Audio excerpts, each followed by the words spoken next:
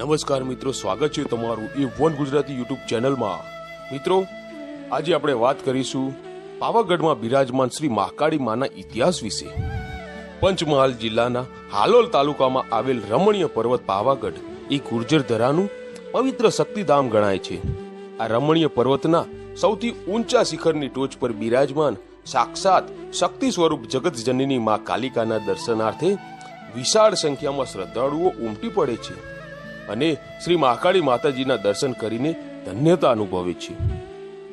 આ રમણીય યાત્રાધામ તળેટી, માંચી અને શ્રી મહાકાળી માતાજીનું મંદિર એમ મુખ્યત્વે 3 ભાગમાં વહેંચાયેલ છે।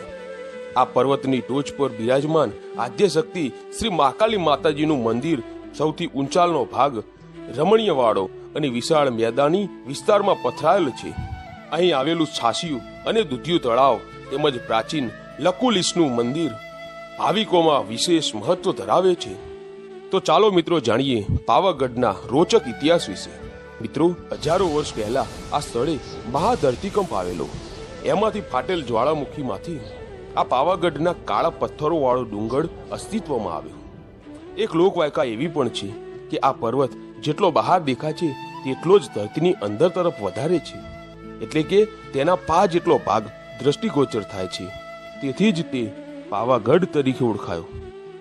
હજારો વર્ષો પૂર્વે પુરાણ કાળમાં મહર્ષિ વિશ્વામિત્ર આ પર્વતમાં વાસ કરતા હતા।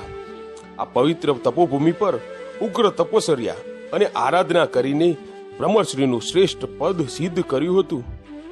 એવું પણ કહેવાય છે કે કાલિકા માતાજીએ આપેલ નરવાણ મંત્રનું અનુષ્ઠાન કરીને વિશ્વામિત્રજી આ બ્રહ્મશ્રી પદ પામ્યા હોવાથી તેને ચિરંજીવી રાખવા આ રમણીય પર્વતના સૌથી ટોચના શિખર પર તેમણે સ્વયં જગત જનની મા કાલિકાની સ્થાપના કરી। મહર્ષિ વિશ્વામિત્રએ મહાકાળી માની પાવાગઢ ડુંગર ઉપર સ્થાપના કરી હતી। આ ઉપરાંત એક બીજી દંતકથા પણ પાવાગઢ સાથે જોડાયેલી છે। દક્ષ રાજાની પુત્રી સતીએ તેમના પિતા દ્વારા યોજાયેલ યજ્ઞમાં પોતાના પતિ શંકરનું અપમાન થતું હોવાથી સતીએ પોતાની જાતને યજ્ઞ કુંડમાં હોમી દીધી હતી। ભગવાન શંકરે સતીના મૃતદેહને પોતાના ખભા પર લઈને તાંડવ નૃત્ય કર્યું।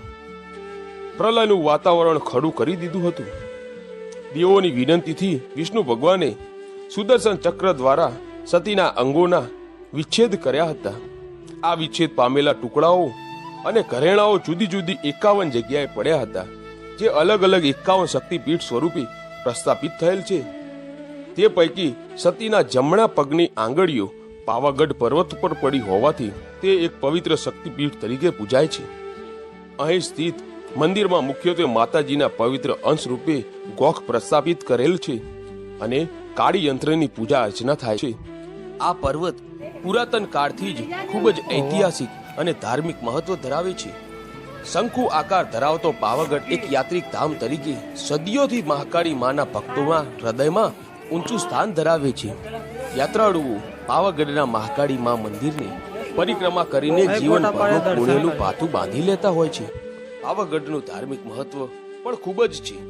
ઘણા લોકો અહીં ચાલતા પગપાળા આવે છે।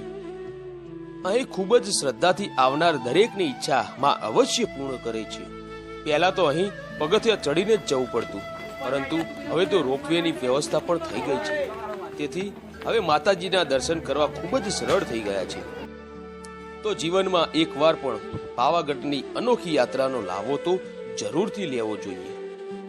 તો મિત્રો, તમે પણ અહીંયા પાવાગઢ પધારી માના અમૂલ્ય દર્શનનો લાવો લેજો। મહાકાળીમાં સૌની મનોકામના પૂર્ણ કરે। જય મા કાળી। મિત્રો, આ વિડીયો ગમ્યો હોય તો લાઈક અને શેર જરૂર કરજો અને આવા જ નવા વિડીયો જોવા માટે